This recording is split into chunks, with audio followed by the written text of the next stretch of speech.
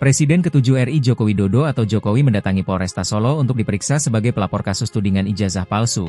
Rabu, 23 Juli 2025. Kuasa hukum Jokowi, Firmanto Laksana menuturkan, dalam pemeriksaan tersebut kliennya turut membawa ijazah asli. Dapat kita lihat penjadwalan Bapak, Jokowi, untuk dilakukan keterangan dilakukan di Polres Solo, kata Firmanto saat memberikan keterangan di Polresta Solo, Rabu. Menurut dia, ijazah yang dibawa kliennya mulai dari SD hingga ijazah S1 dari Universitas Gadjah Mada atau UGM. Lebih lanjut terkait apakah ijazah Jokowi akan disita atau tidak, ia menekankan hal itu merupakan kewenangan penyidik. Ia hanya memastikan Jokowi akan selalu menghargai seluruh proses hukum yang tengah berjalan tersebut.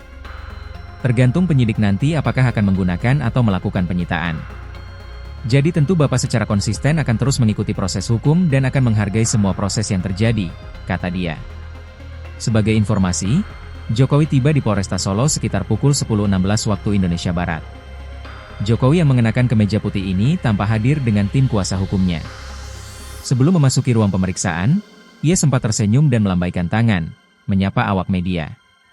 Diberitakan sebelumnya, Polda Metro Jaya telah meningkatkan status 4 laporan yang masih berkaitan dengan ijazah Jokowi.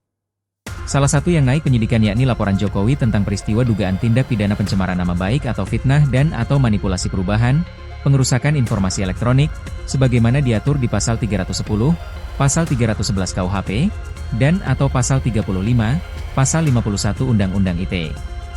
Sementara 3 laporan lain yang juga naik ke tahap penyidikan, terkait dugaan tindak pidana menghasut orang lain untuk melakukan perbuatan pidana atau mendistribusikan, mentransmisikan informasi elektronik yang sifatnya menghasut, mengajak, atau memengaruhi orang lain yang menimbulkan rasa kebencian permusuhan terhadap individu dan, atau menyebarkan informasi elektronik yang bermuatan bohong. Tindak pidana tersebut sebagaimana diatur di Pasal 160 KUHP dan atau Pasal 28 Ayat 2, Undang-Undang ITE.